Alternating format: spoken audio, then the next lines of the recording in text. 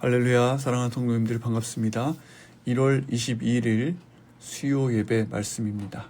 오늘은 창세기 19장 23절로부터 32절의 본문으로 심판을 이긴 은혜라는 제목으로 함께 말씀 나누겠습니다. 말씀을 위해 함께 기도드립니다. 마음을 감찰하시는 주님, 이 시간 말씀이 거울이 되어 저희 영혼의 현 주소를 정직하게 비추어 주시기를 원합니다. 포장된 겉모습이 아니라 내면 깊은 곳을 만지시는 말씀의 능력을 경험케 하여 주시옵소서. 예수님의 이름으로 감사하며 기도드립니다. 아멘. 할렐루야. 오늘도 하나님의 말씀을 사모하여 수요 예배의 자리로 나오신 우리 성도님들 주님의 이름으로 축복하고 환영합니다. 오늘 말씀을 통해 영혼의 깊은 울림과 회복이 있기를 간절히 소망합니다. 사랑하는 우리 성도님들, 여러분은 하나님이라는 단어를 떠올릴 때 가장 먼저 어떤 이미지가 생각나십니까? 아마 대다수의 성도님들은 따뜻하고 또 부드러운 이미지를 떠올리실 것입니다. 하나님은 사랑이시죠. 그분은 영원하시고 무한하시며 우리의 모든 형편을 아시고 능히 도우시는 분이신 줄로 믿습니다. 또한 선하시고 자비하시며 노하기를 더디하시는 인자한 분이십니다. 우리는 이러한 하나님의 성품 안에서 위로를 얻고 안식을 누리고 있죠. 이것은 분명한 진리입니다. 하지만 여러분께 조심스럽게 여쭙고 싶은 것이 있습니다. 혹시 우리는 하나님의 성품을 딱 여기까지만이라고 생각하려고 하지는 않는가 하는 것입니다. 우리가 듣고 싶어하고 믿고 싶어하는 그 달콤한 속성들 뒤에 엄연히 존재하는 하나님의 정의에 대해서는 애써 외면하고 있는 것은 아닌지요. 성경은 분명히 증언합니다. 하나님은 오래 참으시는 분이시지만 악에 대해서는 영원히 눈 감아 주시는 분은 결코 아니라는 것입니다. 창세기 6장을 보시면 하나님은 사람을 지으셨음을 한탄하실 정도로 슬퍼하셨고 결국 대홍수라는 그런 심판을 내리시죠. 창세기 11장에서는 인간의 교만이 하늘 끝까지 닿으려 했던 그 바벨탑 사건 때 하나님은 그들의 언어를 혼잡하게 하시고 한순간에 그 문명을 뒤엎으시는 것을 보게 됩니다. 만약 하나님께서 사랑과 자비만 있으시고 인간이 저지르는 끔찍한 죄악에 대해서 아무런 책임을 묻지 않으신다면, 죄에 대한 형벌이 존재하지 않는다면 그 하나님은 더 이상 공의의 하나님일 수 없는 것이죠. 하나님은 참으십니다. 그러나 더 이상은 안 된다라고 말씀하시는 그 임계점이 분명히 존재한다는 사실을 우리는 기억해야 합니다. 오늘 우리가 읽은 창세기 19장의 본문은 바로 그 하나님의 공의가 불처럼 타오르는 현장을 우리에게 소개합니다. 천사들은 이미 롯에게 소돔성의 멸망을 예고했습니다. 밤이 지나고 이제 동이 트려 하는데 롯은 여전히 떠나지 않고 지체하고 있었습니다. 보다 못한 천사들이 롯과 그의 아내 그리고 그 두 딸의 손을 잡아 끌어서 성 밖으로 이끌어내죠. 그리고 뒤도 돌아보지 말고 산으로 도망가라라고 그렇게 다급하게 명령을 합니다. 그런데 이 긴박한 생사의 갈림길에서 롯의 반응은 20절 말씀 함께 보겠습니다. 19장 20절입니다. 보십시오. 저기 있는 성이 도망치기에도 가깝고 작은 마을이니 제가 그곳으로 도망치게 해 주십시오. 그러면 제 목숨이 보존될 것입니다. 네. 천사는 이곳이 곧 유황불이 막 끓어넘치는 그런 지옥이 될 것이니 무조건 높은 산으로 뛰어가라라고 했습니다. 자, 그런데 롯은 산은 너무 멀고 또 그곳은 험하니까 저기 보이는 작은 도시로 가게 해달라고 이렇게 흥정을 하고 있는 모습을 보게 됩니다. 왜 그랬을까요? 롯은 이 멸망의 순간에도 자신의 안락함을 포기하지 못하는 것입니다. 거칠고 또 불편한 그런 산이나 동굴보다는 비록 규모가 작더라도 사람들이 모여 사는 성읍, 도시, 자신이 이때까지 누려왔던 그런 문명의 혜택이 유지되고 있는 곳으로 그냥 가고 싶었던 것입니다.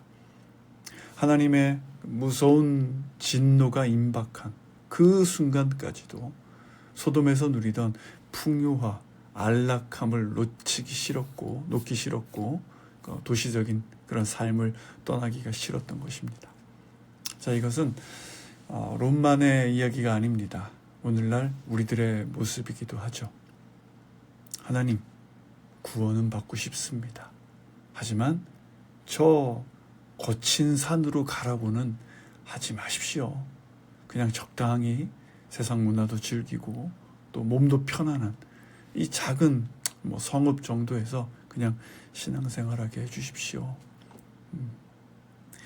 목숨은 구했으니 이제 된 것 아니냐라는 이런 안일함, 그리고 저 소돔성에 있던 사람들은 어떻게 되든 상관없고 당장 내 몸 하나 편한 곳에 이제 머물면 그만이라는 그런 이기적인 마음이 롯의 대답 속에 숨어 있습니다.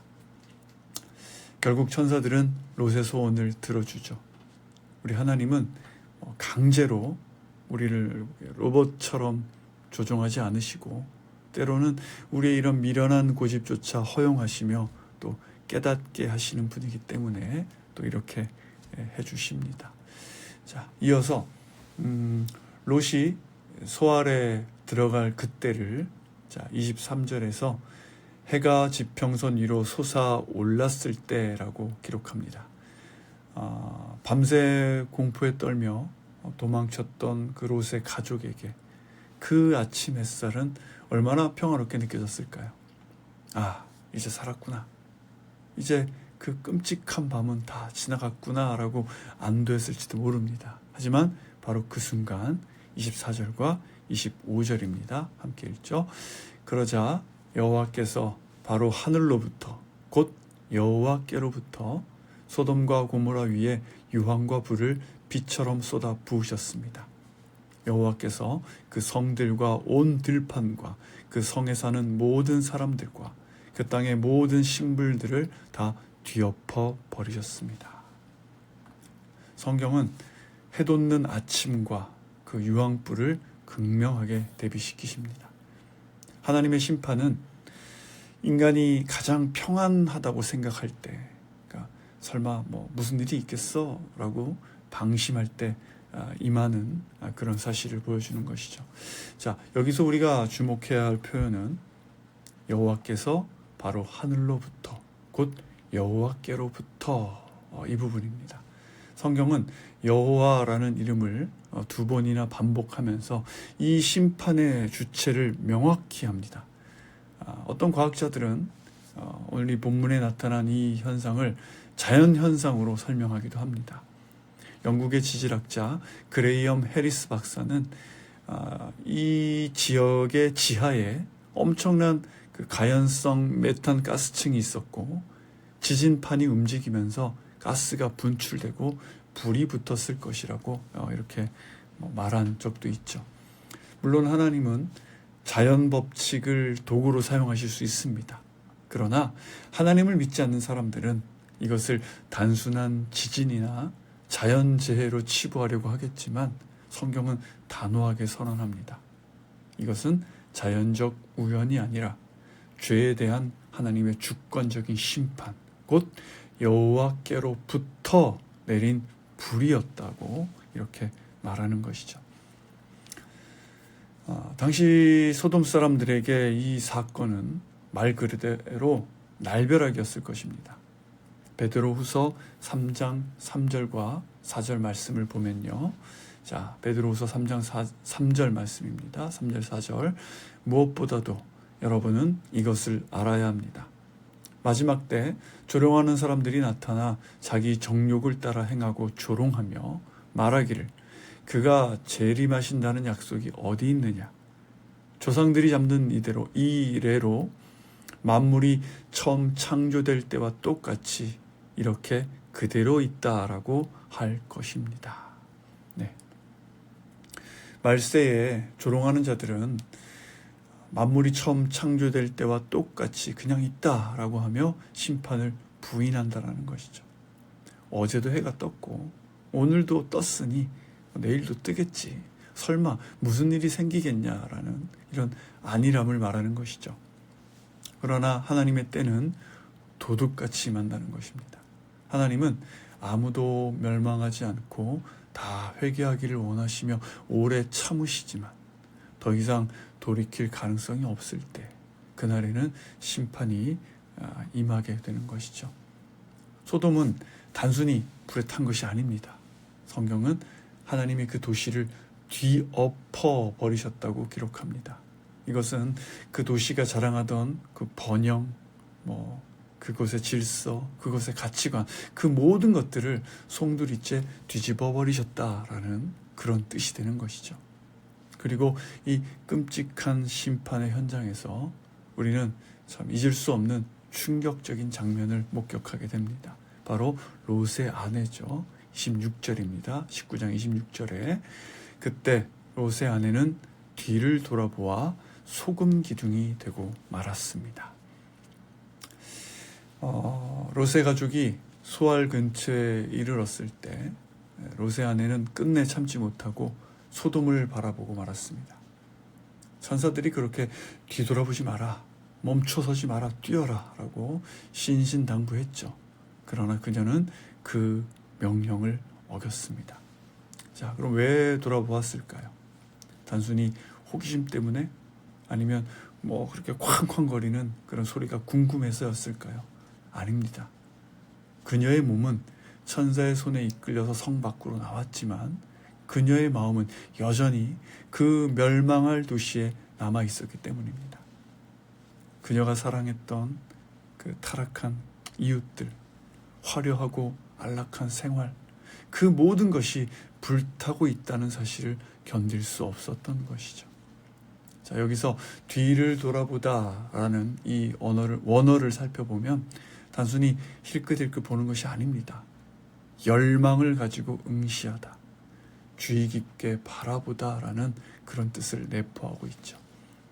죄의 본질은 하나님보다 다른 것을 더 즐거워하는 것입니다. 롯의 아내는 하나님이 주시는 그 구원의 생명보다 소돔이 주던 쾌락과 그 재물들, 그런 것들을 더 가치 있게 여겼던 것입니다. 아마 그녀는 마음속으로 이렇게 생각했을지도 모릅니다. 여기 소알까지 왔으니 이제 안전하겠지. 잠깐 뒤돌아본다고 무슨 일이 있겠어.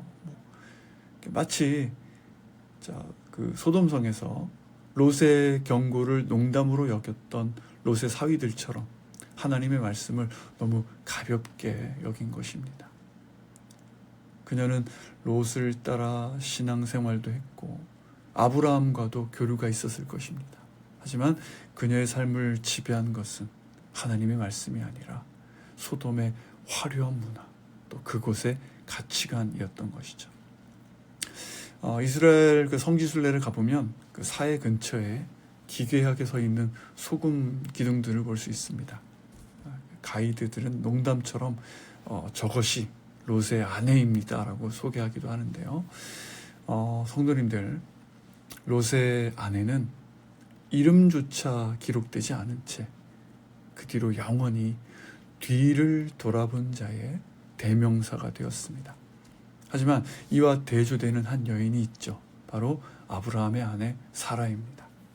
사라는 소돔 같은 그런 화려한 도시가 아니라 마물의 상수리 나무 아래 그런 투박한 장막에서 평생을 살았습니다. 장막이라고 하니까 어떤 운치가 있어 보이지만 사실은 매우 불편한 그 천막생활, 유목민의 천막생활이죠. 하지만 그녀는 세상의 화려함을 쫓는 대신 하나님과 동행하는 삶을 선택했습니다. 그렇게 살았을 때 그 결과가 어땠습니까? 사라는 90세에 약속의 아들을 얻었고 또 열국의 열방의 어머니가 되는 그런 영광을 누리게 되죠.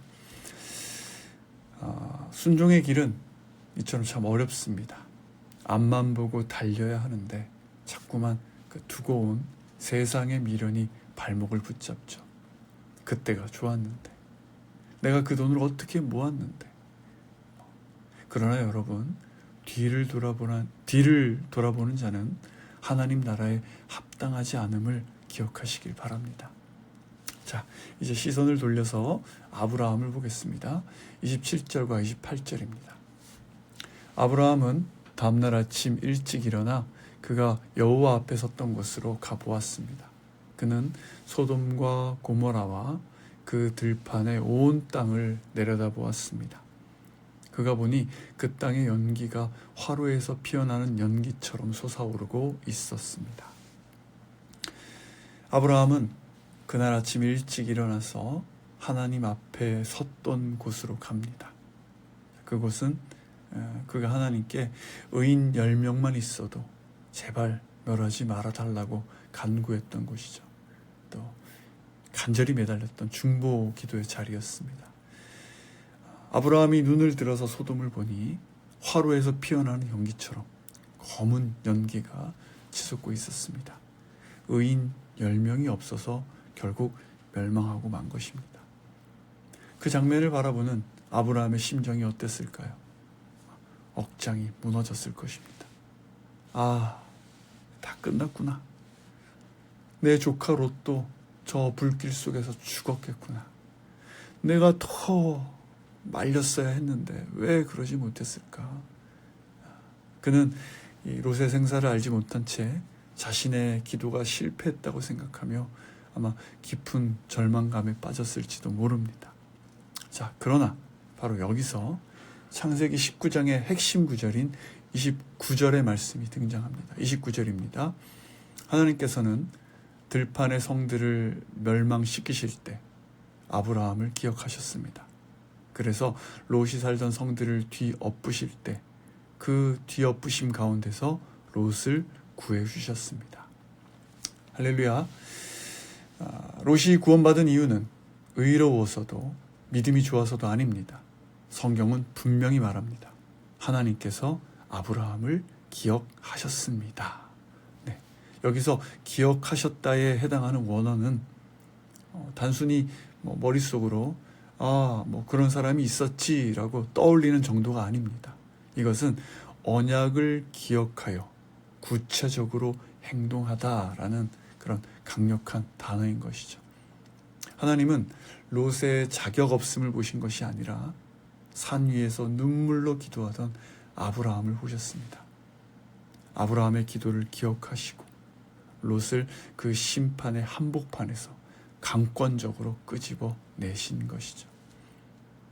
아브라함은 자신의 기도가 허공에 흩어졌다고 생각했겠지만 하나님은 그의 그 기도를 하나도 땅에 떨어뜨리지 않으시고 가장 신실한 방법으로 응답하신 것입니다. 사랑하는 성도님들, 우리는 왜 아직까지 살아있습니까? 우리의 그 많은 죄악과 실수 속에서도 멸망하지 않고 구원의 자리에 있는 것입니까? 우리의 공로 때문일까요? 아닙니다. 하나님께서 우리를 위해 십자가를 지시고 지금도 하나님 보좌 우편에서 우리를 위해 간구하시는 그 예수 그리스도를 생각하사 우리를 건져주셨기 때문입니다. 나의 기도가 부족해도 내 삶이 연약해도 우리 주님의 중보가 있기에 우리는 안전한 줄로 믿습니다. 오늘 이야기가 이렇게 끝났으면 좋겠지만 이 이야기는 해피엔딩으로 끝나지 않습니다. 구원받은 롯의 그 이후의 모습은 우리를 참으로 씁쓸하게 합니다. 30절을 보시죠. 롯과 그의 두 딸은 소알에서 사는 것이 무서워 소알을 떠났습니다. 산에서 살았습니다. 그와 두 딸은 동굴에서 살았습니다. 처음에는 소알로 가겠다고 그렇게 고집을 피우더니 막상 소알에 가니까 겁이 나는 것입니다. 소돔이 멸망하는 모습을 눈앞에서 봤으니 트라우마가 생겼겠죠. 그러니까 이 작은 성도 언제 불벼락을 맞을지 모른다라는 그런 생각과 또 이방인들 틈에서 해코지는 당하지 않을까 이렇게 두려웠을 것입니다. 결국 그는 하나님이 허락하신 피난처를 버리고 스스로 산으로 들어가 동굴에 숨어버립니다. 하나님께서 은혜를 베푸셨음에도 그는 두려움 때문에 스스로 어둠 속으로 들어갔습니다. 그리고 그 단절된 동굴 속에서 끔찍한 죄악이 잉태됩니다. 롯의 두 딸들이 모의를 하죠. 31절과 32절입니다. 큰딸이 작은딸에게 말했습니다. 우리 아버지는 늙으셨는데 이 땅에는 세상의 관습을 따라 우리와 결혼할 사람이 없구나. 자, 우리가 아버지에게 술을 마시게 하고 아버지와 동침해 우리 아버지의 자손을 보존하자. 이 딸들의 말을 보시죠. 이 땅에는 세상의 관습을 따라 우리와 결혼할 사람이 없다. 그들은 지금 극도의 절망에 빠져 있습니다. 소돔과 고모라가 멸망했으니 세상이 다 끝났다고 생각한 것입니다. 또한 당시에는 큰 이런 재앙을 당한 지역의 여성들과는 결혼하지 않는 그런 관습이 있었다고 합니다. 그녀들의 입장에서는 소망이 없어진 것이죠. 그들의 눈에는 하나님이 보이지 않습니다. 하나님이 그들의 미래를 책임져 주실 것이다 라는 믿음이 전혀 없습니다. 그래서 그들은 비록 그것이 근친상간이라는 폐륜적인 죄일지라도 어떻게든 살 길을 마련해야 한다고 생각했습니다. 후손을 잇는다는 명분을 내세웠지만 그 방법은 하나님의 법을 정면으로 어기는 것이었죠. 세상의 관습을 따라, 즉 자손을 잇는다는 것은 핑계일 뿐입니다. 목적이 선하다 해도 수단과 방법이 약하면 그것은 죄인 것이죠. 결국 롯은 술에 취해 인사불성이 되어 딸들과 동침합니다. 믿음의 조상 아브라함과 함께 길을 떠났던 롯의 말년은 이렇게 비참하고 부끄러운 동굴 속의 범죄로 끝이 납니다. 성경은 롯이 언제 죽었는지 어디 묻혔는지 기록하지 않습니다. 치욕만 남긴 채 사라진 것이죠. 하나님의 도리를 따라선 아브라함과 세상의 도리와 자신의 안위를 따라선 롯의 결말은 이렇게나 다릅니다. 말씀을 맺겠습니다. 사랑하는 성도님들, 오늘 우리는 창세기 19장의 그 참혹하고도 또한 은혜로운 현장을 목격했습니다. 소돔은 불탔고 롯의 아내는 소금 기둥이 되었으며 롯과 딸들은 두려움의 동굴에서 죄를 범했습니다. 이것이 죄 아래 있는 인간의 민낯입니다.